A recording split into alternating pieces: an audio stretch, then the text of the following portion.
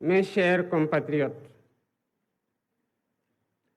je voudrais avant tout propos exprimer ma compassion et ma solidarité aux populations riveraines du fleuve Sénégal qui ont été durement frappées par les inondations dues aux crues du fleuve éponyme. Mes chers compatriotes, je me rendrai dans la région de Kédougou pour apporter mon réconfort aux populations éplorées. Les 18 et 19 octobre et de solidarité, accompagné du ministère de l'Intérieur et du ministre de l'Intérieur et de la Sécurité publique, sont dans la région au chevet des populations qui ont été touchées par ces inondations. Mes chers compatriotes, le 24 mars 2024, le peuple sénégalais souverain a décidé, dans un élan de responsabilité historique et patriotique, de m'élire à la tête de notre cher pays, le Sénégal. Ce choix sans précédent a consacré une volonté collective de rompre de haute lutte avec des pratiques d'un autre temps. Il a également consacré un projet politique inédit qui trouve sa source dans les valeurs séculaires de notre nation, bâties sur l'honneur et la dignité.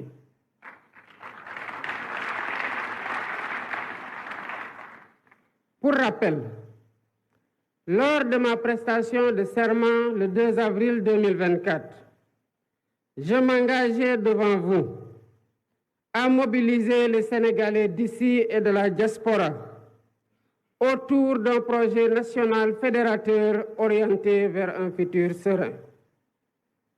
Dans ce sillage, j'ai impulsé la gouvernance publique autour du Djoub, Djoubel et Djoubanti, pour transcrire dans nos actes et discours de tous les jours la cause primordiale est la volonté sacrée du peuple sénégalais souverain. Dans cet esprit, j'ai demandé au Premier ministre, dès le premier Conseil des ministres, la finalisation d'un nouveau référentiel de la politique économique et sociale, ce qui s'est fait dans les 6 mois, malgré, il faut le souligner, le contexte très chargé lié à la gestion problématique de la continuité des pouvoirs publics après l'alternance. Aujourd'hui, 14 octobre 2024, nous partageons avec les différents segments du peuple sénégalais et la communauté internationale ce document stratégique qui pose les fondements d'une nouvelle ère pour notre pays. La vision Sénégal 2050, agenda national de transformation, révèle donc assurément la dynamique d'un pacte social national pour bâtir un Sénégal souverain, un Sénégal juste, un Sénégal prospère. Ce document traduit en profondeur notre ambition de dépasser les clivages et les défis et de réviser totalement les schémas classiques du passé qui entraînent une stagnation et une régression sociale inacceptable, entretenue par une gouvernance de confort vigoureusement indexée et fortement rejetée par les populations. Les populations déterminées à changer inéluctablement leur sort. Avec le référentiel présenté et déployé, nous devons consolider durablement une nation solidaire, une nation résiliente et résolument ancrée dans la modernité, le progrès et le bien-être de chaque Sénégalaise et de chaque Sénégalais. Au demeurant, nous prenons date à partir d'un héritage lourd, marqué par une situation économique budgétaire, financière et sociale extrêmement difficile et complexe, qui trouve des explications dans la mauvaise direction empruntée par notre pays dès les premières années de notre indépendance. Mesdames et messieurs, notre économie extravertie a été neutralisée par un modèle d'exploitation des matières premières sans valorisation ni transformation locale notable, laissant notre secteur privé national trop faible, une industrie en miniature et nos jeunes talents en quête d'opportunités désespérées, souvent poussés à chercher un avenir ailleurs. Ces choix généralement imposés ont non seulement limité notre potentiel de développement, mais ils ont aussi peu à peu dépossédé le pays de la maîtrise de son destin. Je ne saurais m'étendre outre mesure sur ce diagnostic inquiétant, à première vue, mais qui ne doit pas nous décourager, ni étouffer ou nous figer. Car la force d'un pouvoir, c'est sa capacité à agir, à fixer un cap stratégique, mais également à trouver dans le temps et dans l'espace, et selon les circonstances, les meilleures solutions et les moins coûteuses pour répondre aux défis présents et futurs, ainsi qu'aux aspirations et préoccupations légitimes des populations.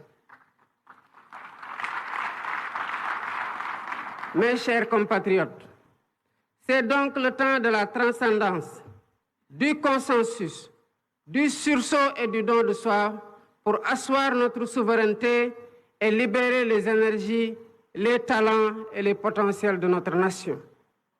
Nous devons être fiers de notre nation parce que nous sommes le Sénégal.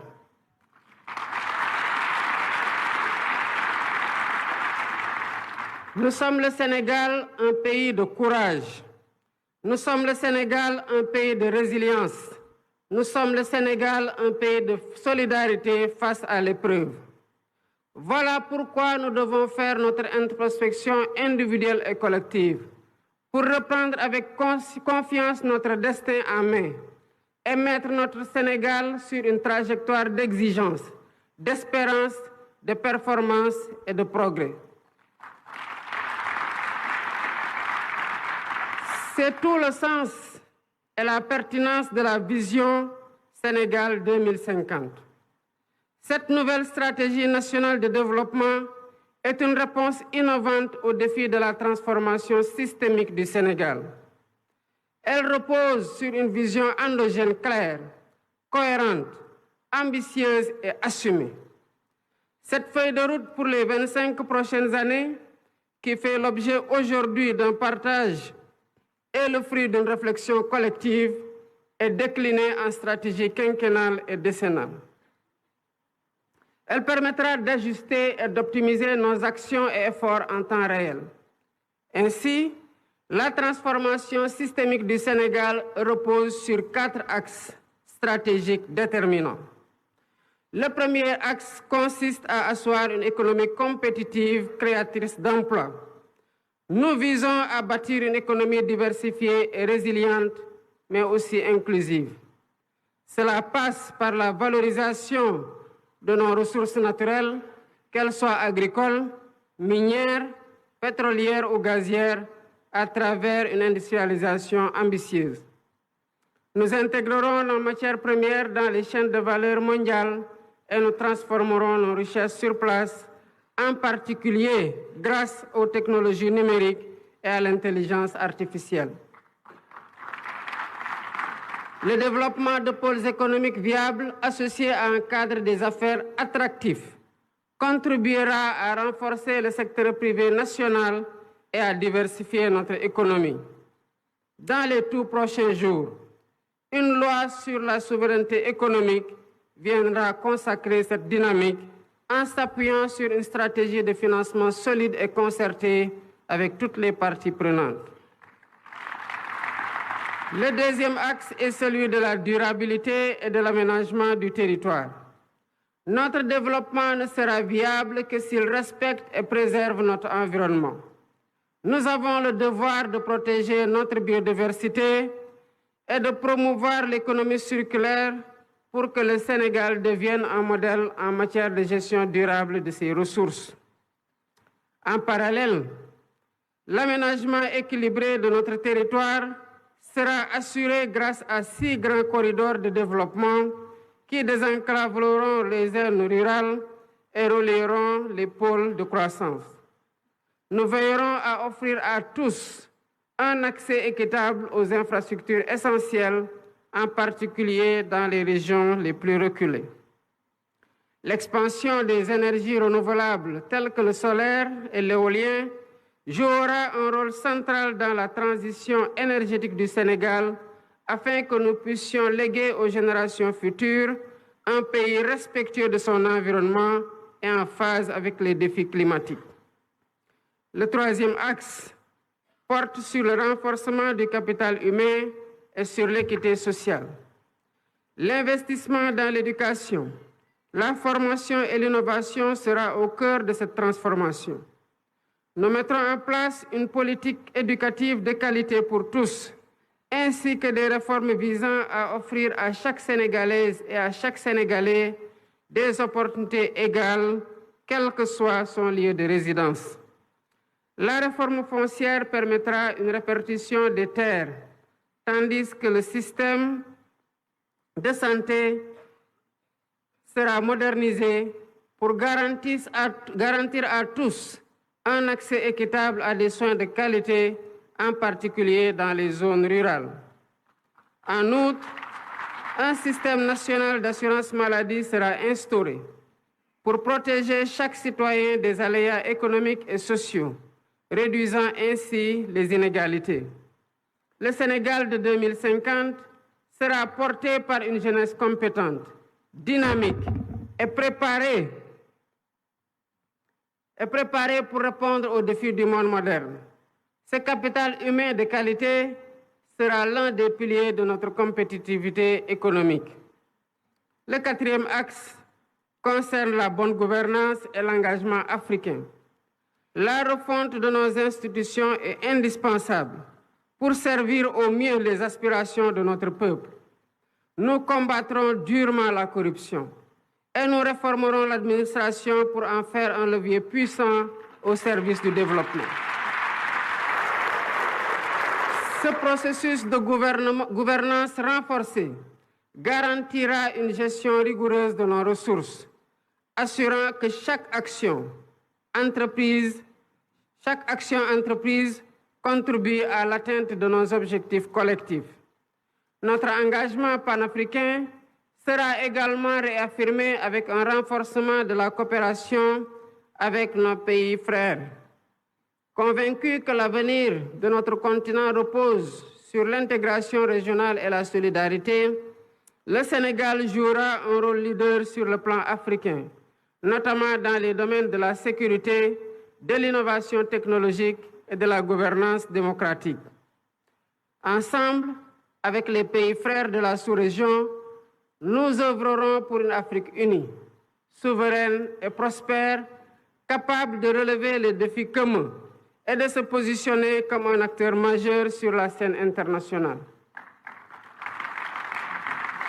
Mesdames et Messieurs, cet agenda de transformation qui va préciser dans ses déclinaisons temporelles le chiffrage des programmes et projets symbolise le redressement du pays et l'accélération de son développement endogène et durable porté par des territoires attractifs et compétitifs car accompagnés par l'État selon le principe de subsidiarité.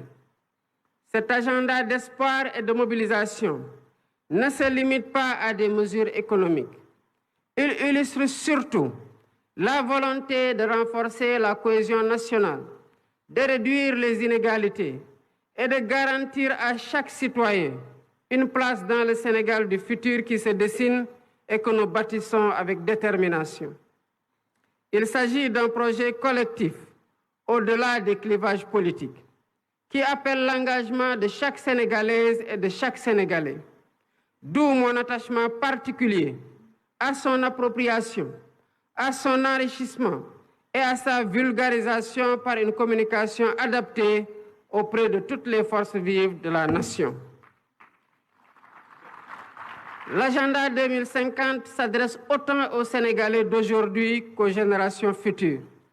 C'est une vision pour un Sénégal qui n'aspire pas seulement à participer au monde de demain, mais à y jouer un rôle majeur, à être un acteur de premier plan dans la sous-région et un modèle de développement pour l'Afrique.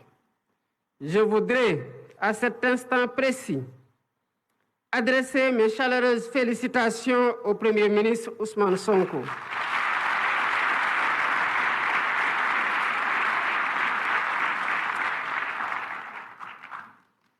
Il a mené de main de maître avec l'ensemble du gouvernement, les services de l'État et les experts nationaux du public et du privé associés ce travail de conception exceptionnel d'une rare pertinence qui démontre la qualité du capital humain national. Mes chers compatriotes, notre volonté ne pourra être complète que si nous avons les moyens de notre autonomie économique, monétaire, énergétique, alimentaire, mais aussi sociale et culturelle. Le chemin que nous empruntons est exigeant, mais il est le seul à même de garantir notre succès durable. Les citoyens doivent être exigeants envers les gouvernants, mais chaque citoyen doit aussi être exigeant avec soi-même dans son apport personnel dans l'œuvre de construction nationale. C'est ainsi qu'ensemble, comme un seul peuple, poursuivant le même but et animés de la même foi en notre progrès, nous construirons un Sénégal plus fort, un Sénégal plus juste, un Sénégal plus prospère. Vive le Sénégal souverain. Je vous remercie de votre aimable attention.